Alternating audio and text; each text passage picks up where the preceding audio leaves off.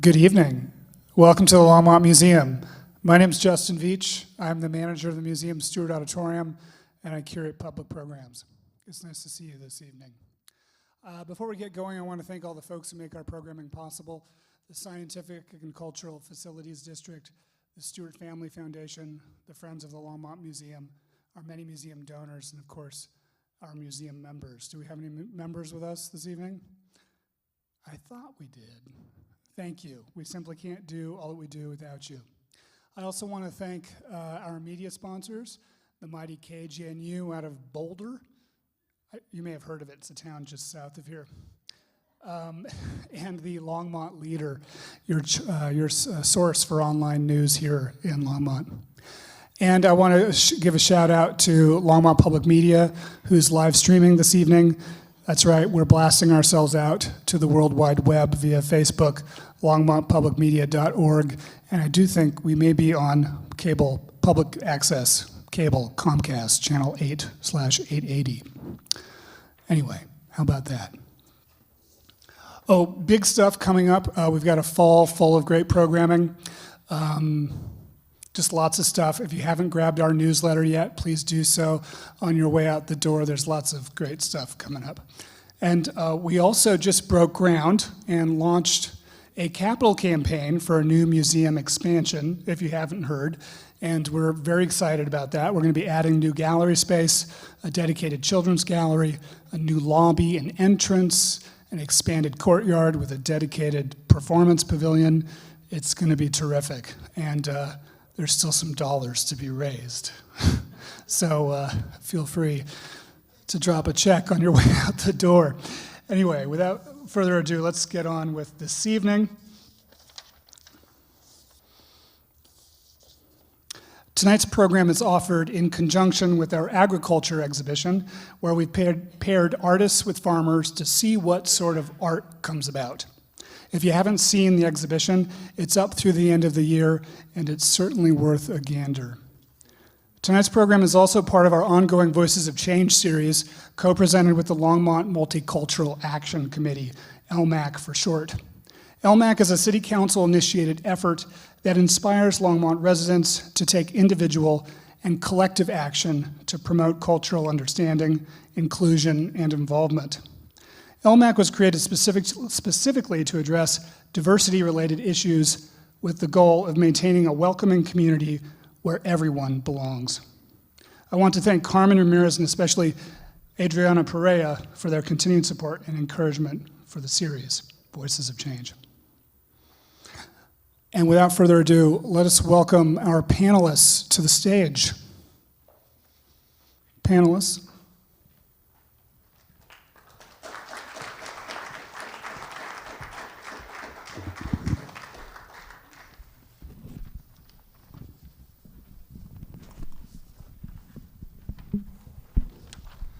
Well, we've got a terrific panel for you this evening, and I'd like to introduce each one of them.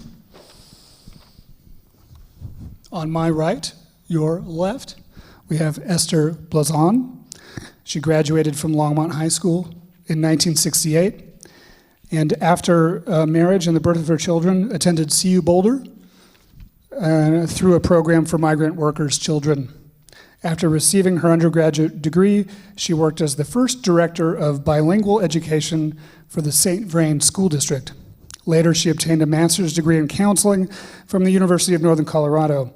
For the next 23 years, she worked for Boulder County as a mental health specialist and coordinator of the program Círculo de la Vida Familiar.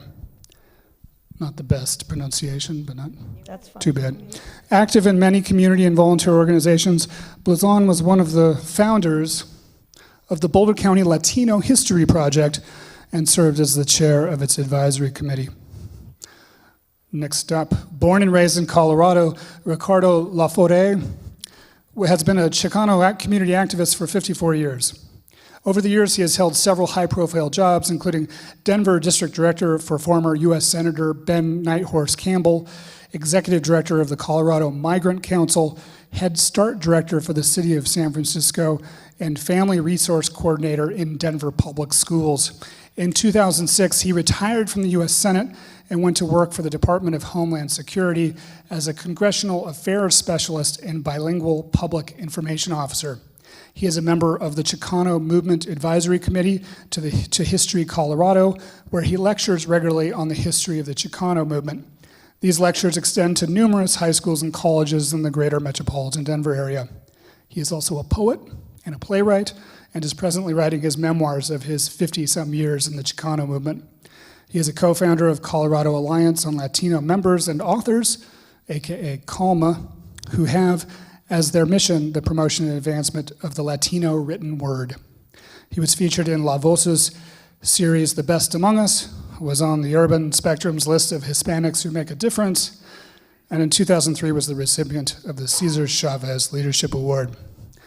Ricardo LaFore, ladies and gentlemen. Vanessa Arritola is a dedicated community advocate with over 12 years of experience in making a positive impact on the lives of those she serves. With a heart dedicated to fostering inclusivity and education, Vanessa is a beacon of hope and change in her community at Casa de la Esperanza. As the driving force behind an after-school program tailored for families working in agriculture, Vanessa has tirelessly worked to bridge the gap between education and the unique needs of her community. Her unwavering commitment to creating a nurturing and enriching environment for children has not only supported working families, but has also fostered a sense of belonging and growth for countless young minds. Vanessa Arritola, welcome. Mark Guttridge, to my right, is co-owner of Ollin Farms in Longmont. Together with his wife, Casa, they have been growing produce for the Longmont community for the past 16 years. Through their CSA programs, farm stand, food access partnerships, and regenerative farming research, Ollin Farms keeps Mark and Kenna, their 4 daughters, as well as around 20 employees, busy planting, weeding, harvesting, and distributing produce in an effort to provide the healthiest food possible to their community. Besides growing vegetables, Ollin Farms focuses on educational classes, field trips, and paid high school internships, all aimed at connecting youth to the land, teaching them to follow the patterns of nature in an effort to create the next generation of healthy eaters and responsible land stewards. And when they're not busy doing all of that, somehow they manage to participate in a giant museum project called agriculture. Ladies and gentlemen, Mark Guttridge. Please welcome our panelists once again. We've got some heavy hitters up here tonight.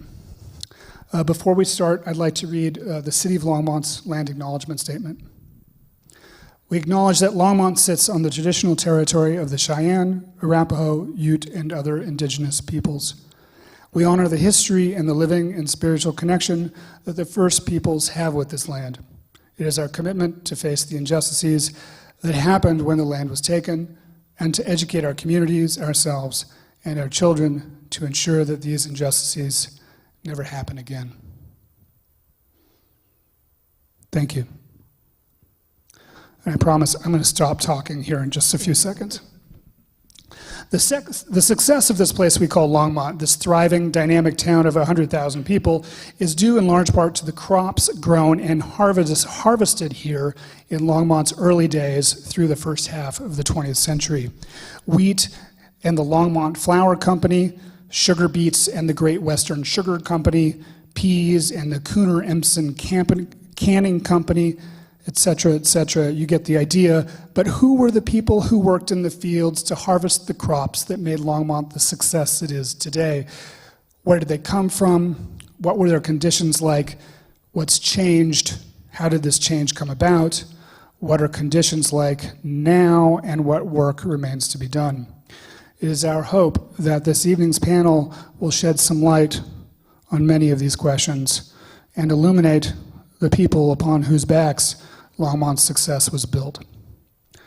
Early on, it was Russian Germans, people from Mexico, Japan, and Scandinavia, but by the 1930s, the majority of farm labor came from Mexico, Central and South America. Esther, your family were migrant farm workers, is that right? Yes, that's correct. Mm-hmm. Do you want to tell us a little bit about your Sure. family? First of all, I want to thank everybody for coming this evening. I think it's a real privilege for me to be able to share this information. My father was a farm labor worker. I knew no other life growing up. My father came from Mexico as a very young man at the age of 19. He met my mother in Texas, and they were married, and I come from a family of 14. We were a large family. My father was always, never did know any other life other than farm labor work. My mother and my father raised us, teaching us the importance of maintaining our language and our culture, but also with the intent that we had to learn English and know the culture of the dominant society so that we could function well in that society too. So as I was growing up, going out of my home, I used my English language and did what I had to do out in the dominant population. But when I went home, I practiced my culture, my religion, and my language. And my father and my mother emphasized the importance of maintaining those values. So I really feel fortunate that they did that for us. My family is, we came to this Longmont area. I was actually born in Sterling, Colorado. My parents migrated from Texas into Sterling, Colorado, where many of us were born. And then from there, we migrated into this area. My grandparents on my mother's side lived in Fort Lupton at the time. So we moved to this area, to the Longmont area, to be close to my mother's family. My mother also came from a family of 16. So there were large families in those days. So the life of a farm worker, labor worker person is not a really easy life. The idea working in the field, when I was probably, because I'm kind of in the middle of the 14 of us, so that when I got to be the age of maybe 13, 12, 13, around that time, my job was to take the meal out to my siblings and maybe take them fresh water or do that kind of a thing. So I didn't get into actually doing the farm work itself until I was about 16. And at that point, the life, I just want to give you a kind of an idea of what the day was like for us. You went out there at sunrise, and you worked, and you took a break, water breaks, but and we did everything out in the field. You never came back to the house until sunset, pretty much.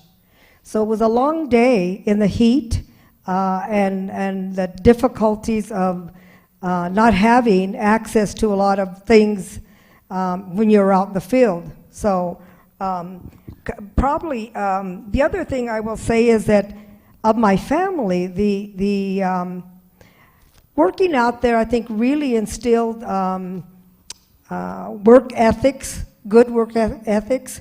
And my father was, as a kind of man, my mother never worked out in the field. She was always a housewife and having babies, obviously, with so many of us. But my father, during the time that we were having our lunch or our break or whatever we did, he would tell us a lot of different stories. And he instilled in us the importance of never be ashamed of who you are, that being a labor worker, a farm labor worker, was not anything to be ashamed of, because it was an honest job. He said, there's nothing embarrassing to talk about that you were a labor worker. But what they also did was they instilled in us the importance of an education. And my dad would always say, and my mother would always say, you want to learn to work smarter and not harder. You don't want to end up doing this kind of life, working this kind of life for the rest of your life.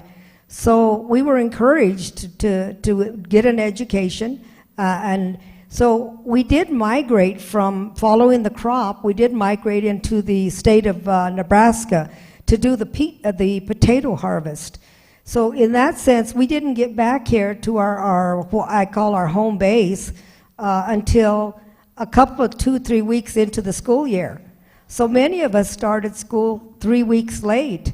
But you know, I don't know, we all had the wherewithal. We managed fine, we did good grades. You know, we all graduated and did different things. As I said, as Justin has said, I did not graduate when I was supposed to because I got married at the age of 18. By the age of 21, I had had my 3 children, my family. My husband and I had decided that I would stay home with the children till they got into kindergarten and give them that. And at that point, I then looked into going back to Longmont High School and got my high school diploma. And that was a little bit trying for me to go back to the high school. Here I was, a married woman with children, and going to the high school where these high schoolers were. Then it was another challenge. I met a gentleman who said, you know, Esther, I really think you have the wherewithal, and I think that if you really thought about, have you ever thought about going to college? And I said, you know, that's never crossed my mind. And he said, you know, I know of some resources if you're interested in that. I said, well, let me give it a try, and I'll go to a summer program and see if I can make it. Well, I was a whiz. I did fine, and I felt comfortable. So I went on to get my first degree at CU, and from there went on to get a master's degree. And my first degree was 1974. My kids were in junior high, and my second degree was in 1980, and they were graduating from high school. My son was graduating from high school. But so I guess what I'm wanting to say is that farm work is a hard thing to do, but we always managed. And one thing that my father and my parents taught us, that never depend on any kind of assistance. Never did we take any kind of welfare or any assistance. My father was mentioning to somebody that my father would plant a big garden. So we were doing organic before it was popular. He grew fruits, vegetables, and we also did a lot of canning, and we had, you know, things like from the potato harvest, so that we were able to store that kind of thing through the winter months. We also were able to get credit at a store, and so we managed with our basic needs throughout the full year, and that way every year, that was pretty routine. We were very fortunate. I think that my father was a very personable person and very outgoing, and he was limited in his English language, but he was always able to make himself understood with the farmers. And we got fortunate in the sense that we found farmers who were really compassionate about the fact that, you know, they knew we were, you know, helping them make their money by taking care of their crops.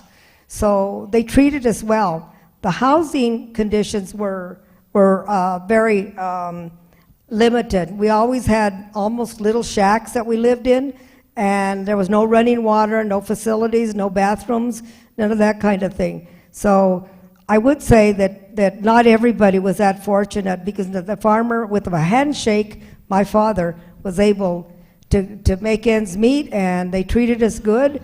So I think that we were very fortunate. I've heard some horror stories about how farmers taking advantage of workers. So, but with that, I'd like to end, and thank you for allowing me to share my story with you. We all have a story, and we all need to tell our story at some time in life. That really takes care of our mental health in a real important way. Thank you for your time. Esther, can you tell us just a little bit about the crops that you guys were harvesting? The kind of crops? Yeah. Yeah, we did the beets, mostly the beets around here in Longmont, and we did some hay and stacking hay, and then the other thing was we moved, like I said, we traveled into Nebraska and did the potato harvest. So those are mostly the ones that we did, the crops that we did. And you talked about how your father said, you know, farming was, and agriculture was something to respect. It was respectable work, important work. Right. Did you struggle with that when you were in school and a teenager? You know, the thing is that when I was in school, and I went to school in Meade, is where I grew up, and that's where I met my husband. But at the time that I had friends, I made friends. I was an outgoing person, and I made friends, but I do know that I was never invited to do like overnight stays because, and I now I'm still good friends with some of those women that I grew up with. And they admit now, and I knew at the time, it was who I was and what my status was, that I was a farm worker, that I wasn't invited to be part of that group, although they cared about me and I realized that, but they couldn't invite me because their parents wouldn't allow that. And those were painful times. That kind of thing did hurt. You know, it's just something they had no control over. But we do talk about it now as adults, and they share with me how they felt so bad because I couldn't participate. And I did run around with the cheerleaders from me, and they were very friendly with me and wanted me to be a part of their group, and I was, only with certain limitations. And that was hard growing up to feel that, to have that. Thanks. Yeah, You're I was just welcome. curious about what Yeah, life was absolutely. like at that time. Yeah. And I also was curious about when your family was, you know, when you were migrant farm workers and you were going to Nebraska for work and you were returning, did you still have your home here? Yeah, you know, we called it a home base. Yeah, okay. So that we did have a place, and the farmer that we worked for was very good about allowing us to stay in the housing, even though we were doing seasonal work. But throughout the entire year, he allowed us to live in that housing. We did at one point, or I would say probably the early, maybe late 50s, early 60s, Fort Lupton did develop some housing for migrants. And our family moved into that area because my grandparents lived in that area. But you know that the farmer came looking for us. And he said, you know, I really would like to have you. And he did fix up the house a little bit better so that we would move back, and we did move back there from the housing that was provided for us in Fort Lupton. So like I said, I think we got really fortunate that we found a person, a family, and they treated us just like we were their own children, and we were able to associate with their children. So I think we were very lucky to have that happen. But I think a lot of it was because my father was so outgoing and really made sure that we had what we needed, and in that negotiation with the farmer. Thank you, Esther. You're welcome. Ricardo, can you talk to us a little bit about your experience with farm labor, your involvement? In 1968, I'm 25 years old, I'm just a snot-nosed kid, but I always had a social conscience. And I wanted to do something. I mean, Martin Luther King had just been killed, followed by Bobby Kennedy. The Vietnam War was raging. The whole country seemed to be coming apart at the seams, and I wanted to get involved. And one of the things that I was drawn to was the whole idea of farm workers, because I had seen, and people in my family had been exploited by unscrupulous growers, and I thought that was something that I really wanted to try and help out with. And but in order to tackle the problem, first of all, you have to know the history of it. So I found out that in 1938, the Fair Labor Standards Act, which guaranteed the rights of all workers, was passed by Congress. This included things like overtime pay, medical rest periods, potable water, toilets in the fields, all these sort of things that everybody enjoys, you know, except farm workers were excluded from that legislation. So right away, I mean, without these protections, you got two strikes against you. And so I really studied that legislation and come to find out that one of the things that farm workers really needed was to be included in that legislation. 4 years later, we're in World War II. All of our young people are off to war. The U.S. needs farm workers. So they signed a pact with Mexico called the Bracero program. Now, for those of you who don't speak Spanish, brazo is just another word for arms. So it's like, what we need is not human beings, we need arms, okay? So bring the braceros over. So the braceros come over, millions of them literally to work in farm work. World War II ends, we don't need them anymore. So back to Mexico. People call it repatriation, but it was really deportation. And in fact, the whole movement sprung up called Operation Wetback, where it was your duty to report Mexicans who were here illegally to the Migras so they could send them back. So what you need to understand is the push-pull factors that are at play here. When you need workers, you pull. When you don't need them, you just push. Okay? So that's what people had to understand. And right in the middle of all this are farm workers. Without these protections, they can't complain. And even if they do complain, the risk of deportation far exceeds any abuse that they might receive from growers. Now, let me be very clear. I'm not talking about small family farms here. I'm talking about Shenley, Dole, all these huge multinational, multi-billion-dollar corporations. Those are the people that I had a problem with. So in 1965, I began paying attention to a man named Cesar Chavez. I'm sure you all know who that is. In 65, Filipinos walked out of the fields in Delano, California. They went out on strike.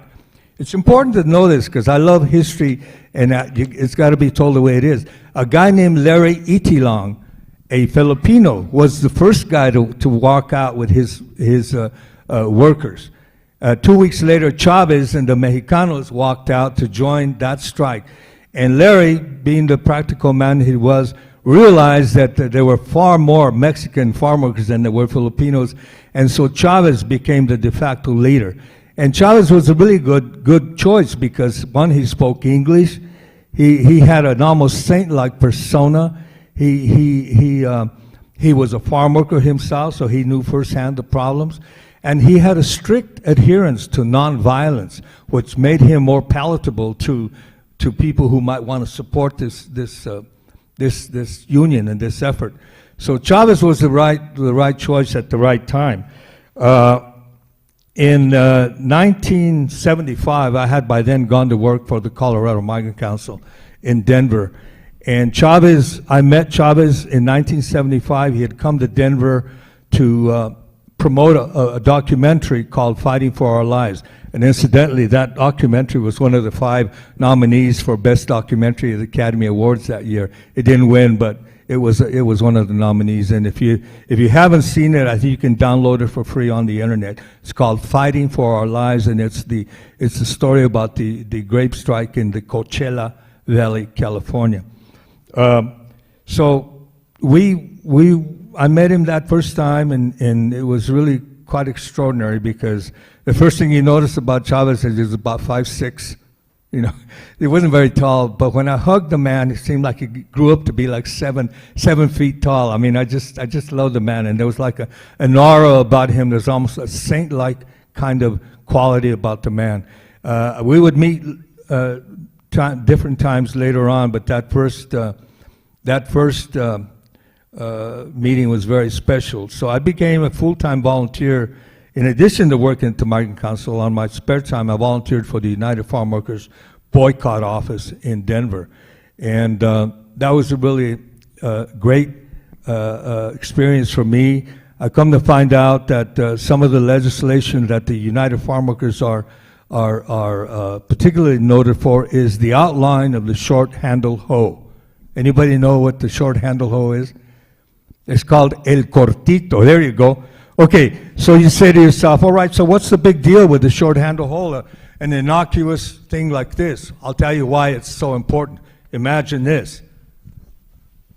It's very good if you just want to weed your garden for 15 minutes every day. But if you do this for 12 hours every day, miles at a time, by the time you're 40, your back is gone. So the California legislature recognized that this was a very dangerous instrument and outlawed it in 1975. Incidentally, this was outlawed in Colorado. It took them till 2021 to outlaw it, but it is now outlawed. And so it is the things that remind me so much of Chavez is that the charisma and the dignity that he had and his adherence to nonviolence ended up in it was the first contracts ever signed in 1965. But like anything, even when you have legislation that is beneficial to farm workers, there's always the problem of compliance. So you can pass as many laws as you want, but unless there's a vehicle for making people comply with that, then it's useless. So say, for example, that the penalties for abusing are so small that people will abuse them and just take their chances that they're going to have to pay a fine. It's kind of the equivalent of actuary and bean counters, Okay, well, all right, so what? I'll make a bunch of money. All right, I'll have to pay a small fine for violating the laws. So in addition to passing great laws, you also have to pass a vehicle for enforcement. Otherwise, you can pass all the laws you want. If people don't want to obey those laws or adhere to those laws, then it's nothing, So fast forward now, farm workers are much better off. They're facing a whole new type of problem. If you want to settle out, because farm work, I'm not saying it's a dead industry, but mechanization and technology has taken away a lot of those farm worker jobs. You have machines now that can displace 10, 15, 20 farm workers. And it's kind of like when you go into the grocery store and you check yourself out, right? Every time you check yourself out, that was a job that somebody had before. Yes, it's more comfortable for us, but somebody lost their job because of that. Well, imagine 20 farm workers losing their job because you have a tomato now, a grater tomato who can pick as many tomatoes as 20 farm workers. So that's a problem going on. I don't know how we're going to deal with that. I think what you have to do is when you take, you put back a little bit. Go ahead and take. Technology is a great thing. I mean, I love the internet. I like to joke around when I was organizing back in the 60s and 70s. If I wanted 20 people to attend a rally at the state capitol for farm workers, I needed to be near a phone. I needed to have 20 quarters. Now I can contact 1,500 people just by pushing a button on my cell phone.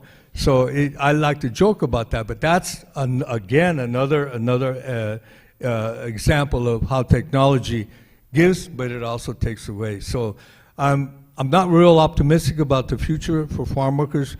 When they do leave farm work, there needs to be something for them to do, and what I would suggest would be training into.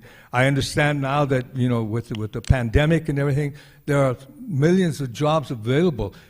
Why not train? Why not train farm workers to do those jobs? I mean, we're talking about a labor shortage. There are a lot of people out there who need jobs, who are being displaced. Let's train those people, and let's give them the amnesty or at least a path to citizenship that they need to success. I mean, after all, remember, this is America. We welcome everybody. That farm workers do not hurt this country. Illegals do not hurt this country. So it's legislation and short-sighted politicians that do that. So I'm afraid I'm getting on my soapbox. So I'm being more of an advocate than being an actual expert at this. But I like to pass the baton to my comadre here. Vanessa, thank you, Ricardo. We like you on the soapbox. I think that might be where you belong, actually. And thank you for your many years on the soapbox and supporting other people's soapboxes. I once walked from Pueblo to Denver to support farm workers in the San Luis Valley. They were being paid $1.40 an hour, and they had the temerity to ask for $2 an hour. Well, that was 1970, and now I can't even climb the stairs in my own house. But I once walked 100 miles for farm workers. Wow. Vanessa, you have direct experience with farm workers and their families. Can you tell us a little bit about their experiences and challenges today? Yeah, of course. So I want to give you guys a little overview of migrant housing here in Longmont for farm workers. In the 80s, there was a dormitory-style housing called Casa Vista. And this was for male farm workers that would migrate to this area. At that time, like the sugar mill was really big around here, so a lot of those farm workers worked there. And then right around the 90s, a lot of community members, as well as the city of Longmont, Boulder County, and other nonprofits realized that a lot of these migrant males were bringing their families over to Longmont and were settling here. They really liked this area, so they were starting their family here, having lots of children, or bringing their children from Mexico or other South American countries. And the idea of Casa de la Esperanza came about. And so in '93, the first families moved into that community. And this community has 3 and 4 bedroom apartments, which is for bigger families.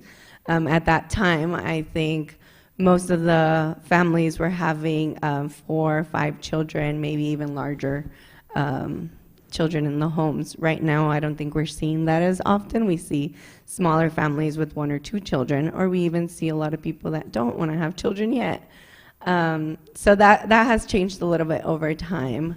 In '94, the Community Action Program with Boulder County, as well as the property manager of the community, Nino Gallo, wanted to bring additional resources for these families that were coming from Mexico and settling in a new country with new neighbors and a whole new culture. And so a woman named Carlota was hired to offer additional services for these families. And the main purpose of the program was to focus on the youth living in the community. We wanted to really expose them to education, additional enrichment programs so that they could end that cycle of poverty and get an education and hopefully help their family in the long run. And so the Learning Center has been there for 29 years, and the community, the housing community, has been there for 30 years. We're 2 blocks south of here. If you guys are ever around the neighborhood, we have an amazing learning center there for the kiddos. And we really focus on more than just the children. We want to help the parents as well. And I think some of the ways that we try to emphasize them being part of this community is learning the language. And so we've partnered with like Intercambio, Uniting Communities, so that the parents can learn English. And we try to do that in the winter months when they're not working, of course, because during the summer they're very busy working long hours out in the fields. So we want to make sure that in the winter they can do something educational for themselves so that they can get ahead. In the past, we've also done like computer classes. We talk a lot about technology and where technology is taking us today. And so we have an amazing STEM educator named Mike, who will sit down with parents one-on-one and will teach them the just very basic computer skills so that they can learn how to use their email, or even during the pandemic when parents had to move everything to online for their children for schooling, or their bills were now all online. We really took a huge role in that, in helping them adjust to the new norm. And kind of going back to the Learning Center and the housing for the farm workers, right now our community is realizing that there's not a lot of families that can move into these units. So for the last, I want to say 5 years, the community has been not completely empty, but there's about 10 units that are empty, and we can't seem to fill those units for a variety of reasons. So there is a little bit about talk about changing that community and offering it to anybody, not just farm workers. And I think what we work on is not taking that away from the farmers, right? We want to make sure that the farmers that are working around here can still have that housing available for them. And then if there's a few empty units, we can give them to other low-income families. I think you mentioned before that, or before our conversation this evening, that there are requirements that migrant farm workers have to meet in order to receive that housing, right? And not everyone can meet those requirements. That's part of it, right? Yeah, yeah. So the requirements for the housing site come from the USDA, the United States Department of Agriculture. And some of those are based on the size of the units. So there's 3 and 4 bedrooms. And so the minimum amount of people that can live in there is 3. And sometimes we have like couples that work in agriculture, but because they don't have that third person, then they can't move into the unit. There's also an income requirement, and it all depends on how many adults are in the family and who's working. There's also the status requirement. So the person working in agriculture has to be documented. So they either have to have a worker's visa, be a resident of the United States, or a citizen. So those are all things that come up. So if you have a family that meets almost all of them, but the income is too high, or maybe they don't have the proper documentation, then they unfortunately can't move in. So that's some of those challenges that we find. So yeah. Is it meant to be more sort of transitional housing? Or, I mean, do people live there long term, or how does that work generally? Yeah, so Casa Vista was more of a temporary housing. It was dormitory style, so a lot of men would come and go. But the whole purpose of Casa Esperanza was for the families that were coming to Longmont, settling with their wives and having children here. So it's not really a temporary housing. We see a lot of the families living there be permanent. And we even have some families that have been there for 25 years. So they've been there for a very long time, who continue to work in agriculture. There's actually one family that allowed me to tell their story. But there's one family, they moved in when their daughter was 3 years old. And the husband worked in agriculture throughout the time. They also have a handicapped daughter. So they have a lot of challenges in the family. And right when their daughter turned 18, I was working with her to do scholarships so that she could go to CU Boulder. I get emotional. And there was some changes to the housing that happened, so the daughter had to take on the role of head of household. And so her dreams to go to school ended because she needed to take care of her family. And for the last 6 years, she's been the head of household for her family.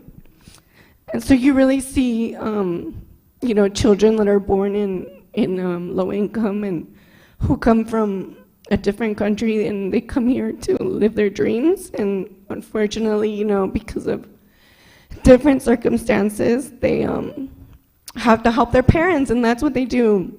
And so I admire her because she was able to set aside her dreams, and she does her best to keep her family going and to feed her family, basically. So she's out there working in agriculture. Vanessa, I think we can all tell how invested you are in the community that you're serving, and I just want to say thank you, and I'm so glad that you're there. Thank you. Yeah. And I'm a Pisces, so I'm really emotional. Any other Pisces? Thank you. Oh, okay, good. Thank you, Vanessa. Such Thank good you. work. And speaking of work, Mark was running a little bit late because he had some work on the farm he had to take care of 14 hours a day. Is that right? Is that what you told me? It's down to 14 hours a day because that's sunrise to sun up now. It's about 14-hour days. Yeah, it's long days. Tell us about who you. If you don't know Ollin Farms, I mean it's basically it's a farm, but it's really a community hub, and they do so much there, and they bring so many people together there to talk about climate change, soil regeneration. I mean, these guys are just a key part of the community here in Longmont, and I'm so thankful that you're here. I'm so thankful I know you and Kenna. I just think your work is incredible. They're definitely not Dole or Monsanto or whatever. Yeah, your mom and pop. Yeah. Can you tell us about who works on your farm? Yep, absolutely. And yeah, first of all, thanks to Longmont Museum for hosting this conversation. I'm so honored to share the stage and learn so much from so many people that have been working decades and some people that have touched people's lives in so many meaningful ways. And yeah, Ollin Farms probably really got to start with one of my mentors, who was my grandma. I grew up on that farm.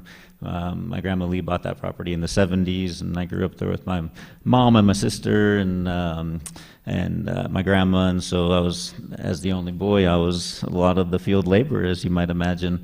And my grandma was she was a teacher and principal, and one of the first ones, like bringing food home from the cafeteria trash can to feed her pigs, and always recycling everything and always canning everything. And just like, I look up to her and think about her so much all the time.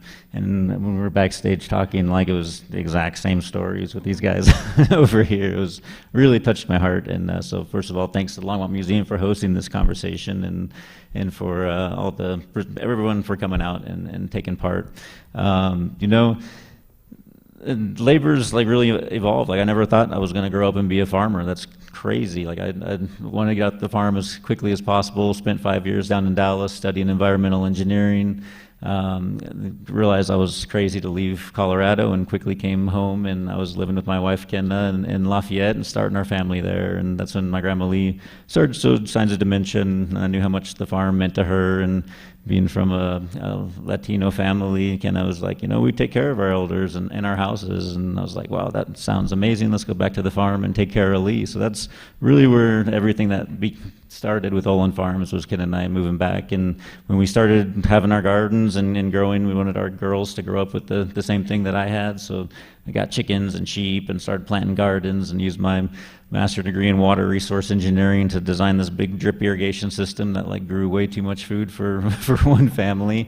And that was a blessing, because we started sharing it with our friends and neighbors, and they're like, everyone's like, this tastes great. And I was like really wondering, why does this taste so great? And the more, as a scientist, I looked into it, the more we realized it's about how you're taking care of the soil. And if there's a healthy living soil, it's going to make a healthy plant. And if that plant produces something that you can pick ripe on the vine instead of pick early and ship across the country, it's just going to have a lot more flavor, and most importantly, a lot more nutrition. And kind of looking at what my grandma went through, like, she was living on the farm, but by herself, like, she wasn't gardening anymore, and it was a lot of processed food, and I knew that was leading to some of the mental degeneration. And just talking to friends going through cancer treatment and things at the same time, it was kind of the same story. Like, my doctor never tells me anything about what I should be eating. So Ollin Farms became a business because we were like, darn it, we need some healthy food getting into the community, and we need to really start talking about food as medicine again, and tackle this problem of soil degradation, and talk about this problem of this housing going up in all the fields that I used to play in. To be like, can we just maintain a little area and try to feed ourselves and feed the community?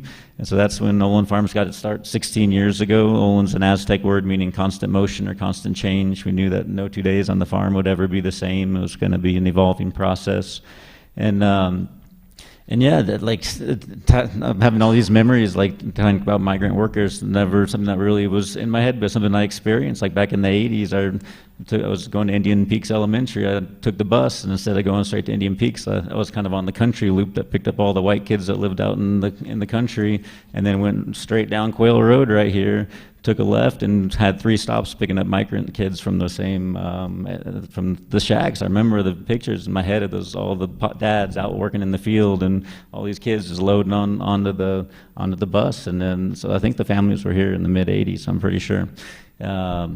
And it was, so fast forward into, like, how do we have labor on our farm now, and how has it evolved? And when we first started, it was just kind of Ken and I, and our girls and some friends from the restaurant that we were working at, and over time, I think we kind of what we almost call like temporary, or I wouldn't call it migrant labor, but like we have a lot of employees that have come and gone through the farm over the time, and one of our biggest focuses over time is on the youth piece, where Ken is doing youth education classes out there, and as those kids grew up and were hitting high school age, we realized they still wanted to be connected to the farm, and so we started offering paid high school internships, and so this year we hired 12 local high schoolers to come and help with all the harvest and the wash and the pack and the food distributions, and it's our daughter Jimena, who's now 27, that leads that group.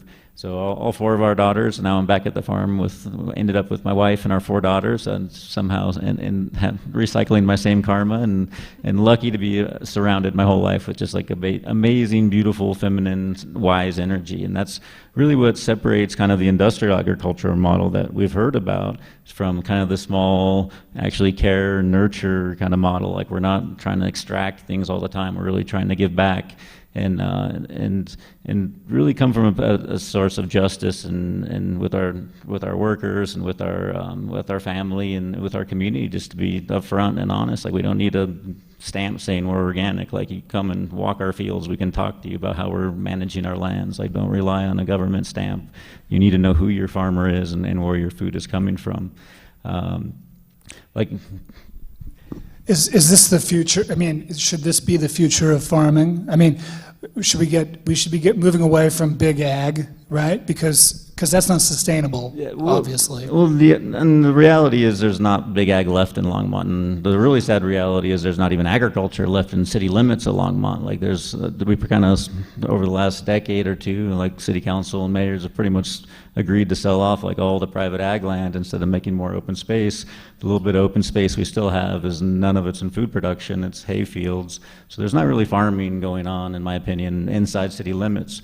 What Longmont really has like excellent. I mean, there's awesome community gardens, but nothing like really pushing out food into the community. But what we luckily have is all around Longmont is surrounded by Boulder County open space, and the county owns about 27,000 acres of agricultural land, and so there's a lot of farmers I know that have a chance to become farmers, because it's really hard to buy land and buy housing here because they're on open space properties. And that's how Ollin Farms was able to expand. We own the 6 acres that my grandma bought in the 70s, and then we lease 4 acres right next to us where the red barns are and where you pull in, and across the creek is another 14 acres of open space where we're growing the majority of our summer crops. And it's the land access is a great piece, but at the same time, because we're outside city limits, we're like, when they made the comprehensive plan for Boulder County, they wanted all the businesses to be within city limits. So they made it super hard to have any kind of infrastructure outside the city limits, and that's where all our farms are. So we can't have any extra houses there to house our employees. We can't even hardly build a farm stand or greenhouses. It took them like 10 years to just finally update that code, because everybody just started doing it, nobody was enforcing it, so they finally like, oh, we better update the code to allow all these greenhouses that everybody built illegally. And that's unfortunately how we've been like moving in Boulder County on the land use side, is really kind of pushing farmers out of farming as well. Like, it's our 16th anniversary of the farm, and I can tell you 16 really good friends that were farmers, that were, a lot of them a lot better farmers than me, that over the last 16 years have gone on and done other jobs because farming just wasn't economically viable for their families.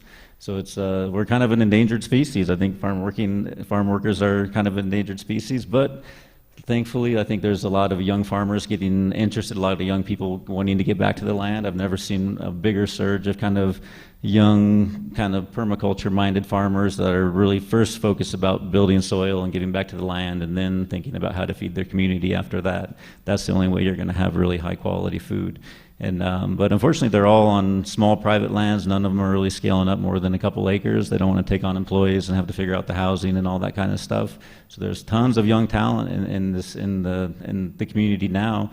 The kind of mid-sized guys have been around more than a decade. Some of them rely on the H-2A visas, and some of them will buy apartments in Longmont, and that's where they're workers that come every year, live in those apartments. They go out to the farm and work, and then they go back to the apartments. And you think that's economically sustainable with the price of apartments skyrocketing in Longmont? Other models are if you do have some kind of on-farm housing or neighbor housing, there is a ton of young people interested in agriculture, mainly white kids that want to come out and that are in their 20s, 30s, got out of college. They want to be connected to land. Most importantly, they just want to be in Boulder County. So we've had a lot of of our managers over time have been and awesome workers, but they'll come and they'll learn. But it's really hard to gain roots and like stay in the community when the price of housing is going through the roof and you're working on a farm. Like I think when we first started, like our starting wage was like $8 an hour, and now like we're adults have to be like $18 an hour just to make a living and be able to stay. And like really our kids need to be up around 20, 25, and that's hard on the farm. Like the margins are just so slim. That's why we're going to greater machinery. So a lot of what I think, and the machinery is a good piece to, like it is back-breaking work in the field. If we can have easier things to pick, that's okay. But what I've seen on some of the farms that I know that get a lot of H2A workers but are scaling with technology, it'll be like a chili machine, like with all the trays of chilies and like 6 H2A workers riding on that tractor, just like dropping the chilies in. Same way with the harvest, like tractors going through there, sitting, like grabbing so the technology is cool, and I think it gives a chance to really make a better day of work out in the field without having to do all like the heavy lifting. Some of the machinery can do that. But what I'm really interested in is like the distribution side, because I think that's what the pandemic really taught us. Is for the first time we went to the grocery stores and there was empty shelves, and for the first time, at least in my generation, I know it wasn't like this with generations before mine, hearing the stories earlier on, but there was like real issues of food security and realizing, hey, maybe we can't just always go to the store and get what we need. Maybe we really do need to start building local food infrastructure. So luckily since the pandemic, there's been a lot of interest from the state agriculture department to really start to build food hubs and kind of food distribution centers. And we've been on the same path. Like in 2019, we were running around the 5 different farmers markets every week, dividing me and McKenna and the 4 girls up on Saturdays and doing 3 markets in one day. And then when the pandemic hit and the farmers market was like, the county and city are telling us we can't be open in April and we usually open. And we're like, what do you mean? We're outside distributing food and the grocery stores are open. And it's just like, well, let's start a thing online. So that we made it through the pandemic, just having an online ordering system. People came, grabbed their bag through the driveway, and then we really liked it. And then so we started working with all our other friend farmers from the market that didn't have that distribution and putting their things online, and really loved that food hub model. So we've been transitioning to now where everything is off the farm. We carry products from our farm and about 25 now other Colorado farms. And some of my favorite people to cut checks to are my awesome employees and all those other farms that we buy their produce from, to keep them rolling and keep the system, because we need to keep this awesome food flowing, and then we need to figure out how to distribute it evenly, because I used to say it had to be farmer to consumer. There's just not enough budget in that apple to pay anybody else, from the grocery store to the restaurant to anybody. It's got to be a farmer-led distribution. I think that's some of the funner jobs that we can train people in logistics and delivery and food safety and packing. And I think the farm labor actually has a really bright future if we can just get the demand. You were saying that farm workers are kind of an endangered species these days. Did you mean just in Boulder County or just period? I mean, there's still a lot of people laboring away on farms, right? I'd say especially in Boulder County, because the rapid cost of living here just makes it almost impossible to be a farm laborer and to live in the county. So we do need some assistance. We do need more places like Casa Esperanza for all the 20 and 25-year-old white guys. I want to heal the earth, but they're trying to figure out what they can do to make a living with it and make their parents happy at the same time. And I've seen them, they pour their heart and their soul and their sweat and their blood in that field. We just need to work together to make sure they have a path forward. But I always say, the day of the family farm is kind of a thing in the past. What we realized at Ollin Farms, it's just too complex for Kenna and I and our 4 girls, even as amazing as they are, to hold down all the work that needs to be done, from grant writing to food safety to maintenance to tractors to running a store to all these things. It's just too much that it really has to be starting to think about community farms. That's what we're trying to build at Ollin Farms, with the community support from volunteers to people that have special trade skills that come out and trade for food, to just all those kids that cycle through there learning how we're healing nature by healing nature with us, and that pushes us forward and that pushes the land forward. I'm curious to know, and any of you can chime in here, how do you see farming or agriculture in the U.S., I don't know, 20 years ago, 20 years big from now? guys, Dole, Del Monte, the big guys. That's what they do. But in order for them to flourish or to have a profit, they're going to have to pay, lower than minimum wage. If they can get away with it, that's what they're going to do. Now imagine for a moment that those big growers, the multinationals, were paying what the minimum wage is. What is the minimum wage in California now? $25 an hour? Well, you think if a farm worker could make $25 an hour, he'd have to ask for assistance from anybody? More than likely, he could find his own home, his own health insurance. But in order for that to happen, the growers have to be willing to do that. And remember when I said it's all well and good to pass a law, but if you don't enforce it, what good does it do? What a lot of people will do is they'll hire people under the table, pay them in cash. There's no paper trail, so it doesn't matter. If you could pay farm workers the decent wage, most of the farm workers that I spoke to said, I don't mind farm work. It's an honorable profession. I like doing it. I know how to do it. I'm good at it. What I need, there were three things that farm workers told me that they needed. They needed health insurance, they needed better pay, and they also needed to learn to speak English. They know that. They know that they have to speak English. Any reasonably prudent person would know that. So we're just taking the wrong approach on farm work. What his farm does, oh my God! If only all the growers could be like that, this would be a great world. Everybody would be happy. But it's not like that. I applaud you for your efforts in doing that. But that's not the reality for Shen Lee and Guimara and Ernest and Julio Gallo. Those guys, no, they're not going to do that. So unless farm workers get a fair, I'm not even saying a fair deal, there will continue to be farm work. And there's still going to be farm work because that's what these guys do. They're not just going to pack up and say, okay, Dole isn't going to do pineapples anymore.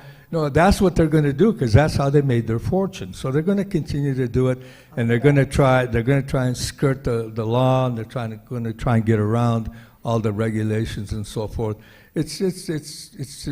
So I don't think it's an endangered species. I think farm workers maybe, but I don't think farm work is going to be. Can I add one thing to that? Sure. I think, that brought up a great point about the health insurance thing, too. I think that's the other biggest, like most of the young farmers I know in their 20s and 30s that are trying to make it on their own with farming don't have health insurance.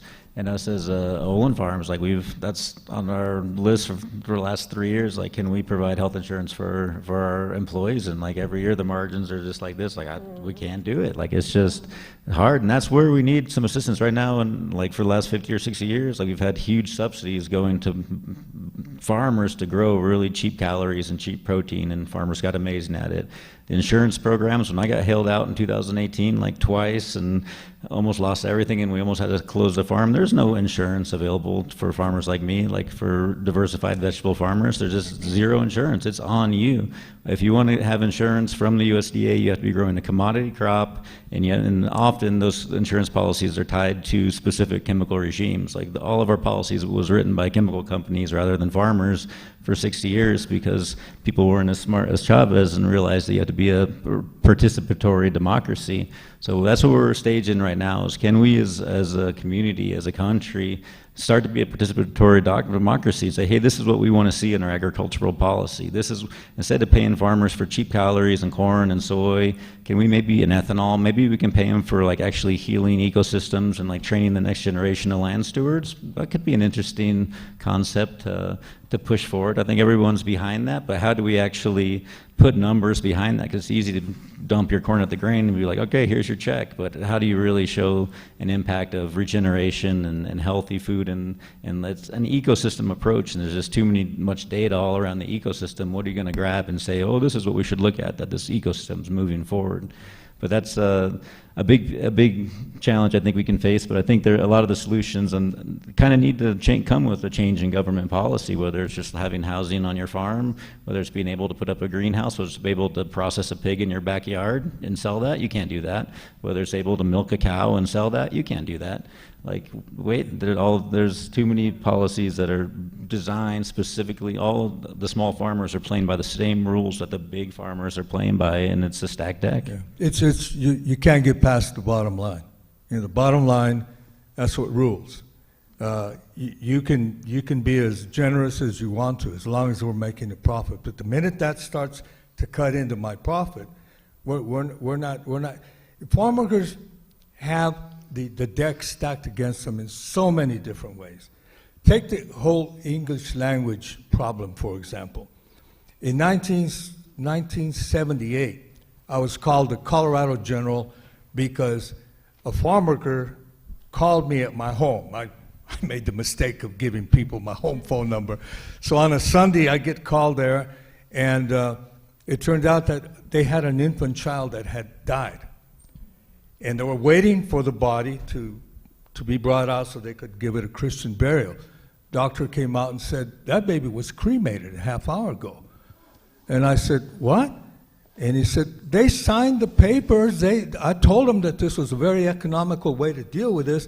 They signed the authority to do it. And I asked him in Spanish, sí, pero yo no sabía lo que estaba firmando, because it was in English, and this guy didn't understand English. Well, there's a happy ending to this story, so don't be shocked. Because as it turns out, the hospital had a policy that they're not going to incinerate just one infant. They're going to wait until they have several. And so the happy ending is that the baby hadn't been incinerated, but could have been for lack of bilingual sign for bilingual authorization. So almost anywhere you go, the farm worker has it stacked against him. If a grower was growing, let's say, onions, and a farmer and a worker said, and the onions are really big. Now, stay with me now. The onions are really big, okay?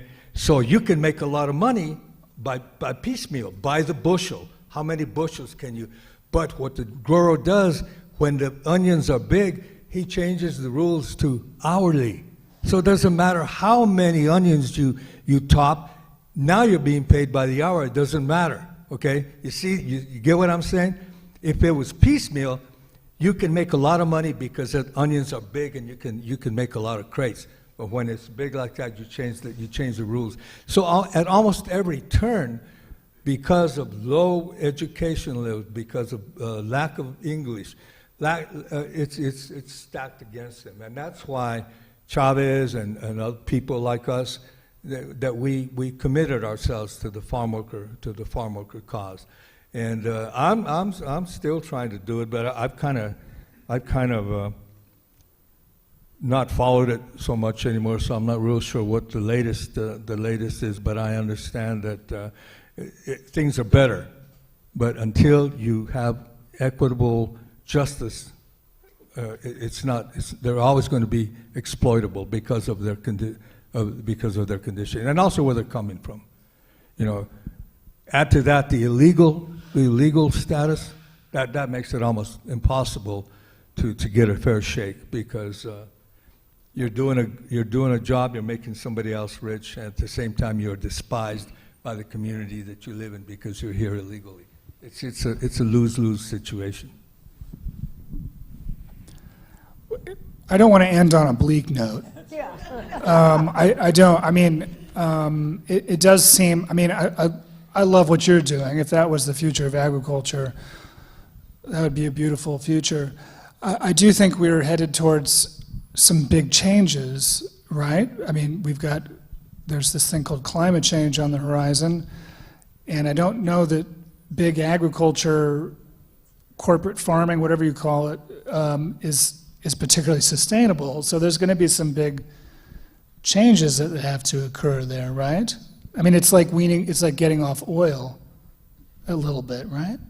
Or no? Yeah, I mean, and to me, it's getting back to, I mean, this blueprint is there. Like, there was civilizations that lived in Boulder County thousands of years, super sustainably, managed the land, fed themselves, and that's the blueprint. The indigenous wisdom is there, and that wisdom was always give something back to the land, always be working with the land. And it is a little difficult to find ways to make that economically viable. We're always giving back and always giving back in a culture that just tells us to take and take all the time. How do we find that balance? And we've been able to find it because we have a community of support and people that believe in us. And we see a lot of other little farms building those communities. It's almost like the internet. It's like this little network. We need a lot of small farms located throughout the community serving their neighborhoods is really the blueprint that I always like to think. And I think the interest is there. And I guess I can tell you, talking about youth, like I know you work with a lot of youth too, like the thing that there's terrible news all the time in the news channels and the TV and climate change and economics and wars, but Ken and I spend a ton of time with youth on the farm, and there's kids coming into this world right now with so much wisdom and so much vision and so much connection to nature. If we can just find a way to connect them to the land, they're the ones that are going to carry us through. I've already seen the kids we work with are way smarter than any of the politicians I work with. It's crazy. And so right now we're really just trying to figure out how can we get those kids' ideas and those kids to the politician meetings and to start cross-pollinating and build the next round of leaderships, because our generations kind of just didn't pay attention enough, and things got pretty wacky. And kids are growing up now in a really crazy time where they are paying attention. They're being like, this isn't right, this isn't right, this isn't right, this isn't right, and they're willing to do something about it. Not all of them, a lot of them are on their phones, but we've seen a ton of amazing kids come through the farm, through our youth classes. Some have gone on to be, they grew up, their whole high school is at the farm, and they've gone on to be aerospace engineers. One's leading Marine Corps groups. Some have stayed in a lot of forestry work and getting a lot of nature-based work. But there's a ton of talent coming up if we can just focus our attention on giving them the tools they need in their hand and showing them the path. We're going to be okay. But that involves connecting the kids back to the land. Have you spoken to your congressman? I mean, Boulder County is a pretty progressive county. I think you have some really great ideas that politicians might pounce on if they really listened. I mean, you're right. The ecosystem, all of the other things that you're talking about, big picture kinds of things, really need ideas like this, because you're right. I don't think it can be sustained over the long haul, and global climate warming and all that comes into play on a massive scale. And here's a guy who has a great idea, and nobody's listening to him. And if you could just go tell your congressman, this is what we're doing, people might jump on that, just because they need an issue. Congress is so dysfunctional now, you need an issue. If you live in Longmont, you hear Mark, I think. I mean, I'm listening. I mean, Mark has got a lot to say. Ken has got a lot to say. Ollin Farms has a lot to say, and they are preaching the gospel. It comes back to the same as a farm worker's 14-hour day or 12 years, like pushing against Boulder County open space, like the push and pull, push and pull, push and pull. All it is poco a poquito, and I tell myself that every single day, poco a poquito, just another shoulder to the wheel. We'll get through the work day, we'll get through this week, we'll get through the month, we'll finally get to those politicians. Maybe you two need to run for Congress. What do you think? Huh? Okay, see, I'm too old. I'm too emotional for Congress. I don't know. Anyway, we might need, never mind. I want to make sure that we can take some questions from the audience here. Molly, are you out there with a mic? You do? Okay, Molly's going to come running down with a wireless mic that she's going to hand to you if you raise your hand to ask a question. And if you don't ask a question, I will continue to ask dumb questions. Remember, there are no dumb questions, only dumb answers. I don't know. I could come up with some dumb questions, I think. Please stop me. Can we hear the microphone? Yes, we can. Yeah.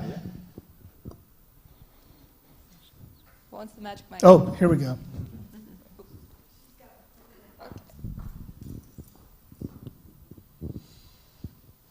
I understand there's a lot of agriculture on the open space lands. And is that GMO agriculture, or is there any regulations with that? There's been an effort for 10 to 12 years to phase out GMOs. It's pretty small now. There's still a lot of GMO corn and GMO sugar beets. They're just Roundup ready. They can spray the whole field with Roundup. Everything dies except the corn and the sugar beet. Makes it super easy for one person with a tractor to spray, go back and harvest, and there's not much labor there at all. There's just the people driving the trucks they pour that into and straight to the outside of Boulder County to get processed. Most of the advancements I see in public land management is City of Boulder open space. Really, they're really investing in local farmers. Let me give you an example. They have a weedy field. They actually pay farmers to come in and graze that field. Boulder County Open Space prefers to spray herbicides or ask farmers to pay open space to come and graze their fields. Like, it's a totally backward system. Boulder County Open Space, when they got the land, sold off most of the housing on the land, so a lot of the land just doesn't have any housing, so the farmers are living in the city and driving to the land, or if they're lucky enough like me, it can be around you and you can manage it. City of Boulder is keeping the houses on the land, housing the farm workers on the land, the farm owners on the land, and being really progressive in that area. So their blueprint is there, and I think there can be a lot more movement, but there isn't a lot of local food being grown on Boulder County open space right now. Maybe five vegetable farmers left on all of Boulder County open space.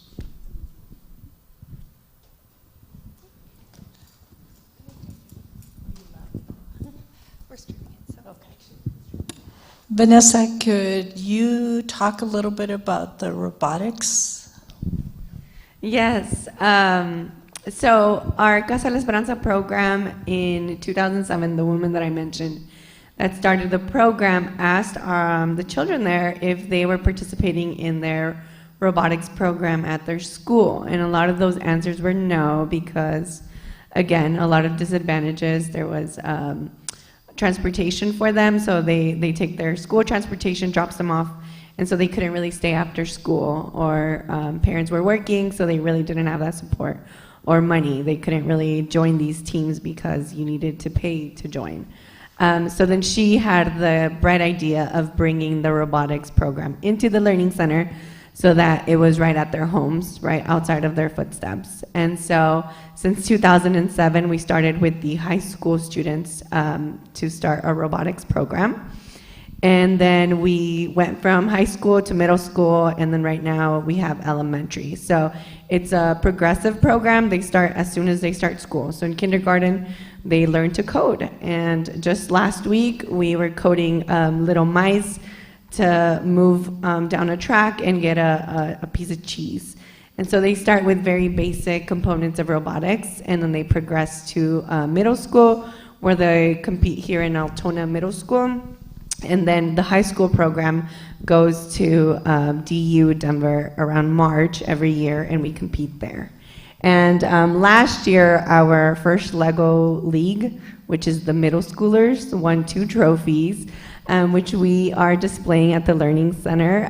They got the highest points, so their robot won the competition at Altona, and then they also had best robot design. So, yeah, thank you.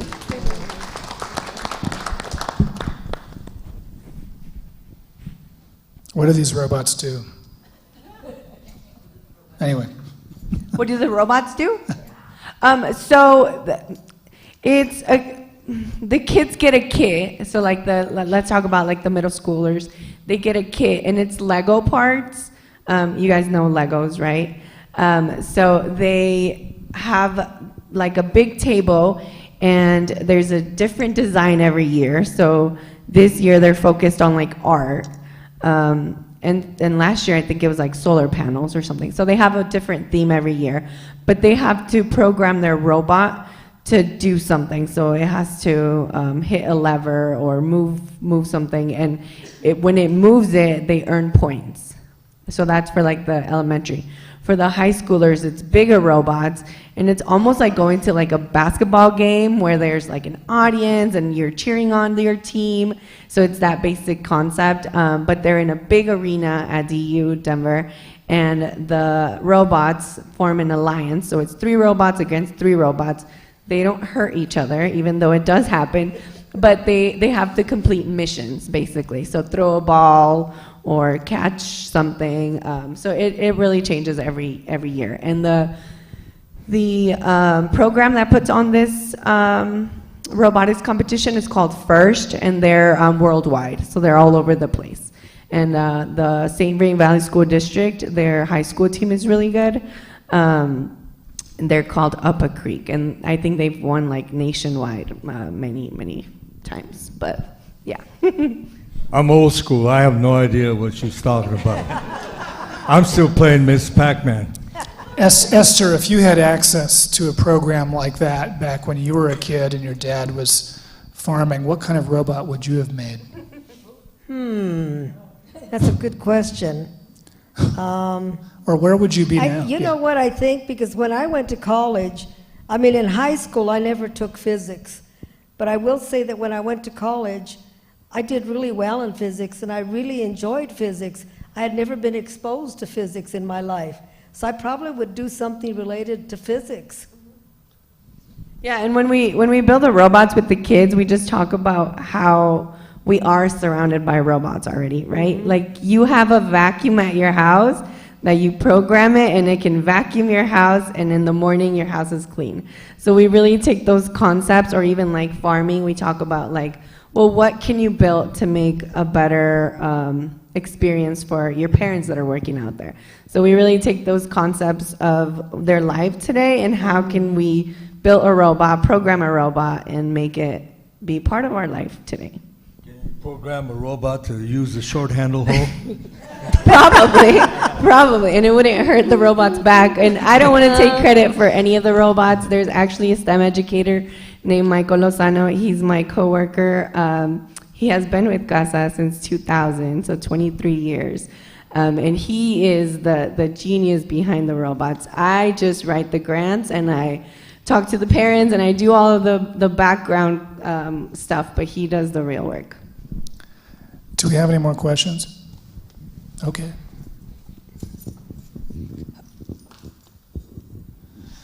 Mark, housing is the issue.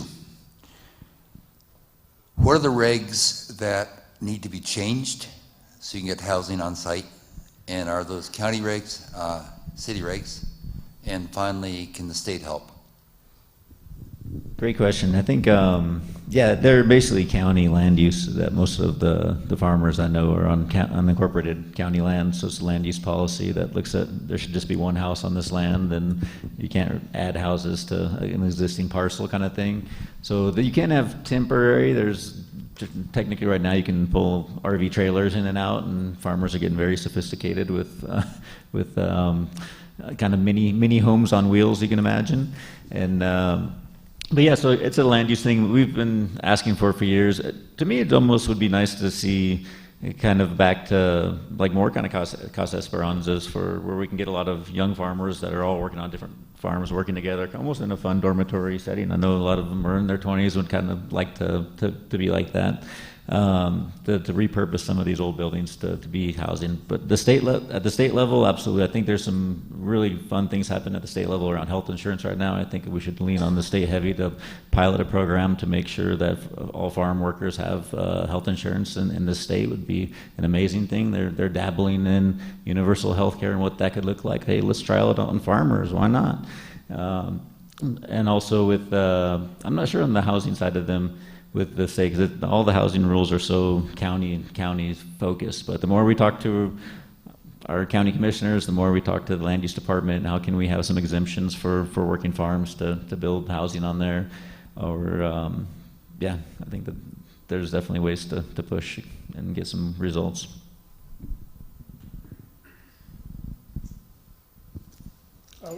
Can we wait for I can repeat your question.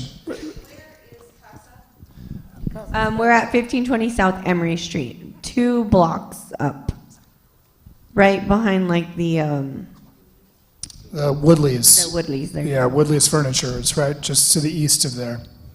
Okay, so it's south of all of this newer housing. That's right. It's south of the development. Okay. That's just south of the museum. That's right. Well, we have another question.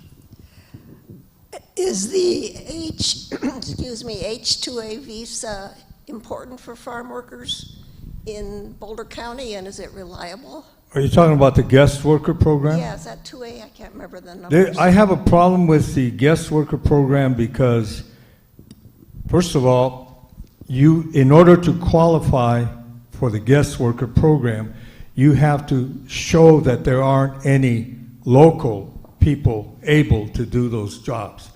Secondly, the rules are very restrictive in terms of what they want is 18 to 25 males with strong bodies, and they have to live on the property. They can't complain or they'll get sent back, and they are encouraged not to mingle with the local people. So I suppose that if you can't find local migrants or local farm workers, then I guess it's okay. But you have to exhaust the idea of doing that. And a lot of times people try and get around that. You know, I've had experience with this, and sometimes it ends up that if growers have some influence with the governor or with a politician, they'll kind of rush it, and they don't have to show that they're really needed. But fundamentally, I have a problem with it. I suppose it's useful in some when you absolutely can't find local workers to do it. Yeah, that's precisely why the guest worker program was designed. But it's ripe. I've seen it abused a lot of times during my time when I was at the Migrant Council. Mark, do you have something to add? Yeah, and I think especially with smaller family farms, like the abuse is a lot less. And I think I've seen some farms really rely on it. I'd probably say the farms that have the labor force returning the most every year actually are the ones using the H-2A visas. They're the ones that have families in Mexico where they come every year to work, and every year they go back. And they're separated from their family the whole growing year, which culturally is that a great thing that we should be supporting? But it is the only way that they can make a living legally and be in our legal system in the U.S. is they apply for this working visa, they come, and a lot of those are returning to the same farm, and they're bringing all their cousins, and they're all, so it's these whole communities that are popping up on these farms here, and I know farmers that support them amazingly, and are helping them, and do encourage them to intermingle. But as you start scaling into the bigger corporations again, like that's when the abuse starts taking over, and where a lot of the abuse in the H-2A system really is. But I think it does have a future. There's probably like 2 or 3 farmers that are at the market that rely heavily on H-2A workers, and they do that because they're qualified workers that they know they're awesome. They come back every year, and it makes it really easy as a business owner. But they're not cheap. Like on top of the hourly wage that you have to have for them, you have to provide housing for them. So they're renting houses for them. So to them it feels it's better to have that awesome employee come back every year and pay extra than to take the chance of what these rotational people that realize, hey, this farm work is really hard. Full disclosure, my experience with the guest worker program goes back a couple of decades, so there may have been some changes since then. But when I was involved with that, it was an abusive program, and you're right. I mean, they had to provide housing, but then the growers would say, you have to stay in this housing. Usually it was barracks type stuff. And Governor Lamb asked me to help him out with something one time, and I told him, frankly, Governor, I said, it's better to be here illegally, because if you're here illegally, you can walk off the job. You can quit, you know. If you're in the guest worker program, you can't quit, and if you complain, you get sent back. Again, here I'm talking about years ago. There may have been some improvement in the program now, but my experience was very negative. Oh, yes. I just have another question. You've talked about technology some. You've talked about how maybe we have to retrain farm workers and big farms, small farms. I'm thinking of there's an experimental farm someplace near here. I think it's Jack's Solar Garden, where they're combining renewable energy with farming. And is this something, I'm curious if any of you think this is something that's viable for a larger scale for us? Is this something we could train workers for? Is this something small farms could do, or does it take the deep pockets of the Monsantos and the Doles to do this? What do you think of that for the future? Yeah, Jack Solar Garden's a neighbor of all of us. We're kind of all South Longmont here. And yeah, it's a nonprofit. They've been able to get a lot of community support, county support. They have a nonprofit group that comes in and farms for them underneath the solar panels, and they've had good success, like proving an awesome technology. It's mainly a research farm. I wouldn't really call it a food production farm yet. They're not really feeding the community in a big way, but what they're doing there is amazing to see that underneath the shade of these structures, you can actually get stuff to grow in some of those hot summer months. So it's a good place to have your lettuce and spinach.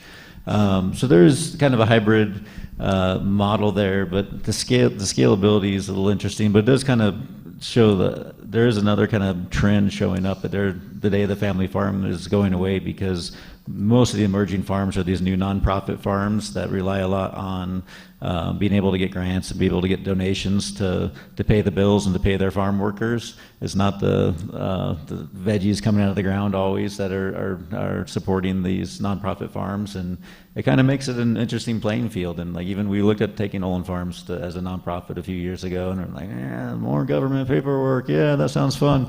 And really it came down to, like, this country was founded on savvy business owners doing amazing things for the community, providing jobs, giving back, and trying to always improve their community. And can we have more businesses that act like nonprofits instead of just more nonprofits?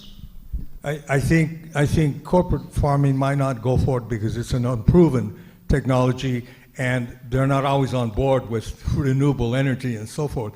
But I think it might be something that maybe could be tried on a what do you call it, like a pilot program. But more than likely, corporate farmers would probably need some sort of a partial subsidy from the government to do it.